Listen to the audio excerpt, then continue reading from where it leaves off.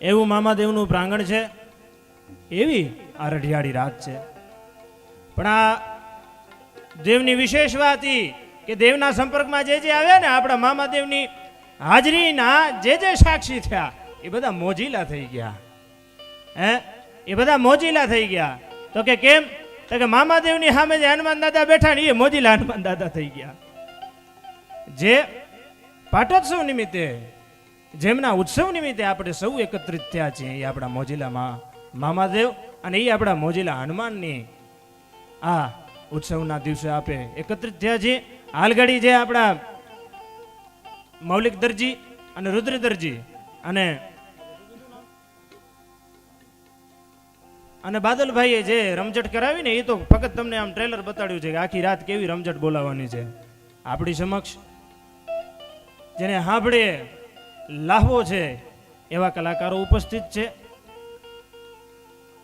પણ એથી પહેલા મારે એક વાતનું ફક્ત એક બંધારણ બાંધવું છે કે જે રાત્રિના દિવસે જે પ્રાંગણમાં આપણે એકત્રિત થયા છીએ, શું છે એ ઇતિહાસ જેના માટે આપણે અહીંયા બેઠા છીએ.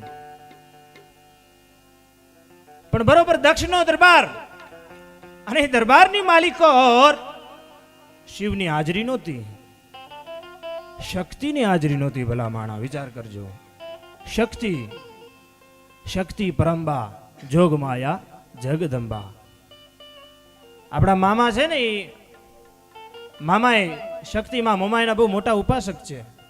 શક્તિથી હીન કઈ થઈ શકે નહીં.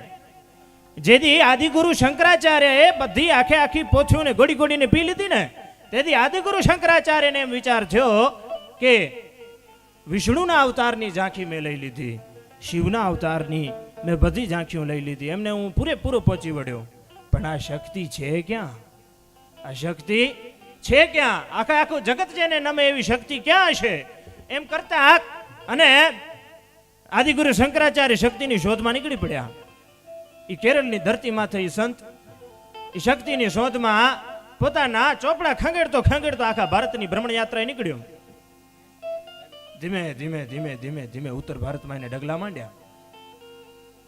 ઉત્તર ભારતમાં ડગલા માંડ્યા બાદ આજ આદિગુરુ શંકરાચાર્યને શક્તિ તત્વ મળતું નથી. એ શક્તિ તત્વ મળતું નથી. ક્યાં છે એ શક્તિ? આખું જગત જેનું વર્ણન કરે એ શક્તિ ક્યાં છે? એક દી એક રાત, બે દી બે રાત, તેવા 15 દીના વાણા વયા ગયા. પણ પોતાના મોઢાની અંદર એકે અન્નનો કોળિયો નહોતો ગયો. શંકરાચાર્યને શક્તિ ન મળી, જોગમાયા ન મળી. એ શંકરાચાર્યને જ્યારે શક્તિ નથી મળતી અને શંકરાચાર્યના 15 દીના આમ ઉપવાસ થવા માંડ્યા. પણ એક ઝાડનો તનો, એ ઝાડના તનાની નીચે પોતે આમ માથું ટેકવીને પડી રહ્યા. પણ હવે તો જમના જીવના વાત માંડવા માંડ્યા. હું જે શોધ માટે નીકળ્યો તો એ મને મળતી નથી ક્યાંય, મને માં ક્યાંય મળતી નથી.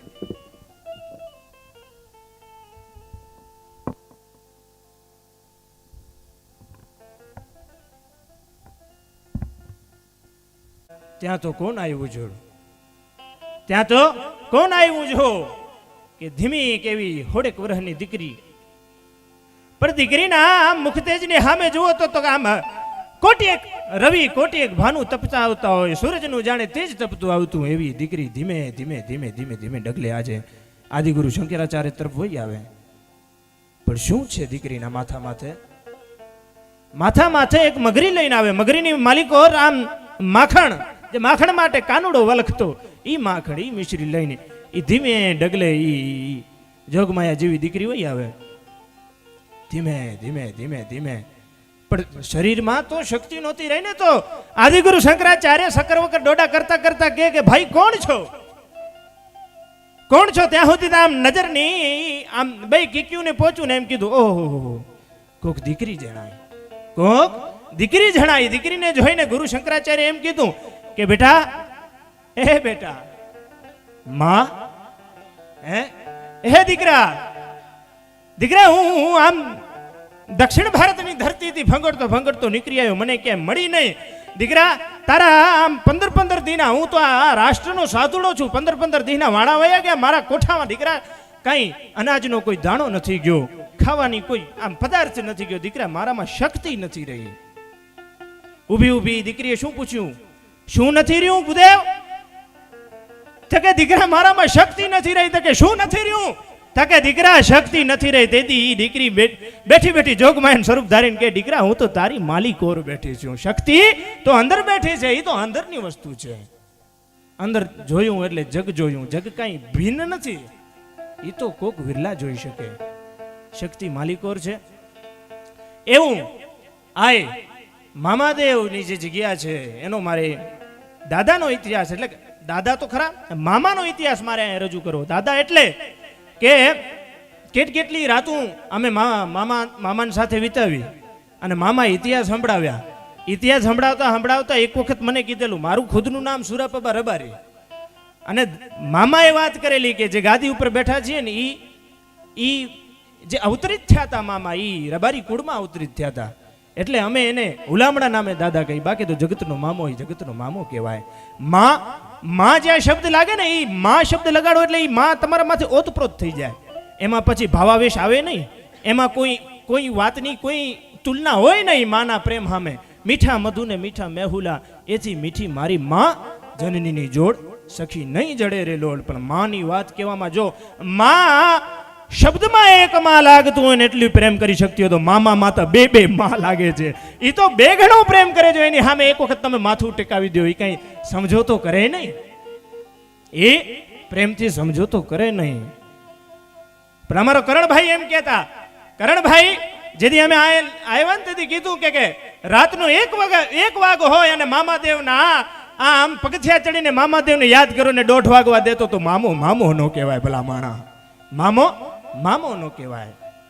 પણ શંકર અને શક્તિ શિવ શક્તિ માં પાર્વતીની આ હાજરી નથી. અને દક્ષના દરબારમાં દક્ષ એટલે પાર્વતીના પિતા દક્ષના દરબારમાં ગાણા વાણા ગાતા ગાતા આજ લગ્નની તૈયારીઓ થવા માંડી. શંકરને ન બોલાવવાનું કારણ ઈ તો દક્ષ તો એમ કહેતા ઈ તો ભૂતું ભેગો રહેનારો છે. ઈ તો ભૂતું રહેનારો છે. હાડકાને બાંધી ફરનારો. અમારા પ્રસંગને અપશુકન કરવા આવે. પણ ભલા માણા શંકર કદાચ અજોતા રહી શકે પણ દક્ષ ઈ તો પાર્વતીનો બાપ હતો ને. દીકરી તો દીકરી છે. દીકરીના પલ્લે કોઈ આવી શકે નહીં. કે માન્યતાઓ બાળવા દીકરી માંગી જુઓ. કુળ નામનું તારવા દીકરી માંગી જુઓ. અને દીકરા હોવા છતાં મા બાપ વેઠે છે અંધકાર. ગઢપણમાં ધ્રુજતો હાથ ઝાલવા દીકરી માંગે જો. આ કટજુગ છે. આમાં છે ને દીકરો એક વખત એવો હતો ઘરમાં દીકરો ન હોય ને તો માણા ટોણા વાંજિયાના મેણાને ટોણા મારવામાં આવતા કે ફલાણા ભાઈના ઘરમાં દીકરો નથી એટલે વાંજિયો છે. ફલાણાના ભાઈના ઘરમાં દીકરો નથી એટલે વાંજિયો છે. પણ આ કટજુગ છે. અહીંયા છે ને ગઢપણમાં દીકરા હાથ મૂકી દે છે ને તેથી દીકરીઓ ઝાલવા આવે છે. એટલે કટજુગમાં દીકરી ન હોય ને તો વાંજ્યું મેણું સમજવાનું. દીકરી તો દીકરી છે. ભીખુદાન ભાઈ તો વાત કરતા ને કે એક ગામમાં એક ખેડૂની જે દીકરી હતી ને નાની વયે એનું અવસાન થયું. નાની વયે દીકરીનું અવસાન થયું ને તો ખેડૂને રાતે પડખા બદલી નીંદર નહોતી આવતી. મારી દીકરી મારો કાળજાનો કટકો વયો ગયો. મારો કાળજાનો કટકો વયો ગયો. પણ એક રાત પડી ને એક દી રાતે જેથી પડખા ફેરવતો આંખની જરાક ઝાંકી લાગી ને તો એને સપનામાં આખું સ્વર્ગ દેખાણું. મામા સાંભળજો. સપનામાં આખું સ્વર્ગ દેખાણું. સ્વર્ગમાં દીકરીઓની આમ હરોળ ઊભી હતી, લાઈન ઊભી હતી. બધી એક દીકરીના એક હાથમાં એક દીવો જડ બર્યા રાખે. એક પાછળ એક દીકરીઓની આમ દીકરીને તો નહોતો જોતો ખેડૂ પણ એક ના દીવા જોતો આમ આગળ વયો જાય. પણ એક દીકરીના હાથમાં જઈને દીવો જોયો તો એને એમ થાય કે આ દીવો ઓલવાણો કેમ અને એમ કરીને જ્યાં માથે નજર કરે તો પોતાની દીકરી હતી. તેથી બાપે એમ કીધું કે બેટા એ બાપ તારો આ દીવો ઓલવાણો કેમ છે? તો કે ઓલવાણો કેમ છે? તેથી દીકરી શું બોલી ખબર? બાપુ હું તો રોજ દીવો પ્રગટાવું છું. બાપુ હું તો રોજ દીવો પ્રગટાવું છું પણ તમારા આહુડા એને ઠારી મેલે છે. બાપુ તમારા આહુડા આ આ દીવાને ઠારી મેલે બાપુ. તેથી એને કીધું તું દીકરી હું નરો હું કોઈ દી તારા માટે આહુડા નવા હું મારી દીકરી એમ કરીને ઈ બાપે પોતાના હૈયાને દિલાસા દીધી હતી. એટલે દીકરી પોતાના બાપના દરબારમાં વયા વગર એટલે જાય વગર રહી શકે નહીં. ગમે એવી પર્વતમાંથી ઠેકડા મારતું નદી વહી આવે. પછી ભલે ને એમ કહેતા કે સમંદર એનો ધણી છે, સમંદર એનો પતિ છે, આખરકાર નદીને ખડખડ વેતું એને સમંદરમાં પોતાના ગંત પાસે વયું જવું પડે. પણ પાછું વૈશાખના તાપ તપે, પાછા ઈ વાદળા બંધાય ને પાછા ધરતીની માથે મલપતા ટીપા કરીને વરસાદ વરે મદ ભરી વડકી મેલ માજા ગગન તડસડગી ગયા. અણધણું વરુણ વિફરી ગયા. પહડાઈ શિખર પર દિહણ પરચટ સગડ સેના ઉફડી.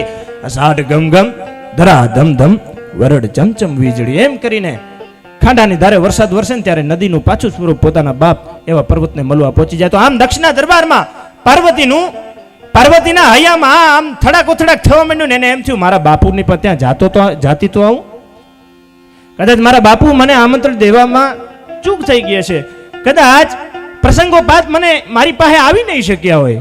આ શક્તિ પરાંબાને એવું થવા માંડ્યું. પણ એમ થતા ને પાર્વતીએ શિવને કીધું, સાંભળો છો અખંડાનાથ, સાંભળો છો? હા. તો કે મારા બાપુને કદાચ મને આમંત્રણ દેવાનું રહી ગયું છે. આ તો કાળમાં આમંત્રણ નહોતો દીધો દક્ષ રાજાએ. સાંભળજો ફક્ત ઇતિહાસને.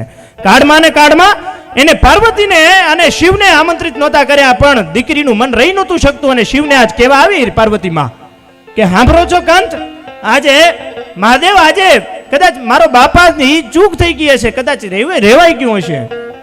હું પ્રસંગમાં તો જઈશ, પ્રસંગમાં જાતી તો આવું. શિવ છે ને, શિવ તો આંખ બંધ કરી અને તેથી પાર્વતીજીને એટલું કીધું કે નિમંત્રણ ના આવે તો દેવી શક્તિ જવાય નહીં, પણ છતાં તમારી ઈચ્છા. હે તો કે તો છતાં તમારી ઈચ્છા. એમ શિવે આટલું ઉત્તર દીધો અને પાર્વતીમાં તેથી હિમાલયમાંથી નીકળ્યા, હેમાળામાંથી નીકળ્યા. પણ દક્ષના દરબારમાં પહોંચ્યા બાદ કદાચ તમારી હાજરીની ગણતરીઓ ન લેવાય ને એ આપણથી કદાચ સહન થઈ શકે, પણ મેણું કોઈને મારી એમાં મેણું માથાનો ગા. આમ ખબર નહીં કેટલાય મણના ભારા ભરીને આજ દક્ષ રાજા મેણું મારવા માંડ્યા. શમશાનમાં રહેનારો, હાડકારનો પહેરનારો, ભૂતું હારે વરહાનારો, દેવોની આગળ દૂત ઈ તો રૂપાળા કાયમ રીએ, ભેડા રાખે ભૂત ઓલો કૈલાસ વાળો કાગડા. જેને કોઈ નો હંગરે એને કૈલાસ વાળો હંગરે. પણ એ તો બુદ્ધિજીવીને બુદ્ધિ લગાડવી હોય ને, એ એમ કરીને મેળા ટોળા મારવા માંડ્યા. પાર્વતીજી એક વખત કીધું, બાપુ એટલું બધું તો ન બોલો, પણ એથી વધુ આમ ઘાડાઘાડી કરીને આમ દક્ષ રાજા અપમાન કરવા માંડ્યા. પણ દક્ષ રાજાને એટલું બધું પાર્વતી માએ સમજાવ્યું ને અતે સમજે છેડો ન આવ્યો. તેથી દક્ષ રાજા ઉભા કે આટલી બધી બળતરા થતી હોય તો સામે અગ્નિકુંડ યજ્ઞકુંડ રહી ગયું, જઈને હોમાઈ જાય એમાં. મને તો તું હમણાં આજ શું હમણાં નો ખપ, હે તો કે તું તો મારી નજર સામે હમણાં નો ખપ. એમ કરીને દેવી પાર્વતીએ ઝંપલાવ્યું અને જડા આગ કોઈને મૂકી લે નહીં. પ્રકૃતિનો નિયમ દીધો. પ્રકૃતિનો નિયમ છે ને, શક્તિના વસ્ત્રમાં, શક્તિના અંગમાં જેથી આગની જ્વાળા લાગવા માંડી. આ તો લીલાઓ કરવાની થાય. નકા શિખર પે ફુહારો યશો રૂપ તેરો, શિખર પે ફુહારો યશો રૂપ તેરો.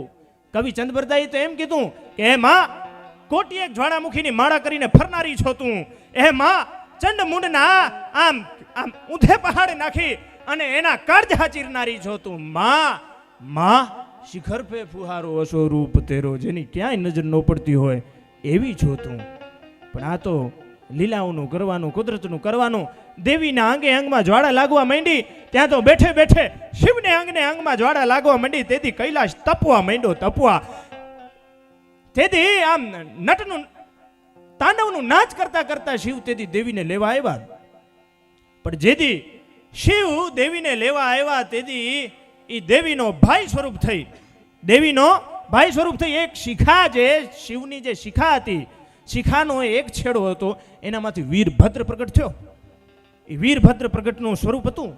અને એ વીરભદ્રએ જે દક્ષ રાજાને ધાધલવામાં આવ્યા, દક્ષ રાજાને જે ઉધે કાંતે નાખ્યો, તેથી આમ દક્ષ રાજાનું માથું કાપીને ઘા કર્યું અને આખી લીલા થઈ ગઈ.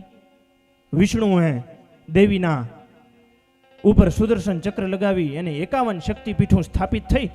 51 શક્તિપીઠો સ્થાપિત થઈ. 51 શક્તિપીઠો તો બની હતી, પણ ભલા માણા મારે જે વાત કરવી એ હવે છે કે જે વીરભદ્ર હતો એને શિવે કીધું કે મારા બાપ, આટલું બધું કરવા બદલ તું તો એવી રીતના લડ્યો વીર, તું તો એવી રીતના લડ્યો જેથી પાર્વતીનો ભાઈ ના લડતો હોય, પાર્વતીનો ભ્રાતા ના લડતો હોય.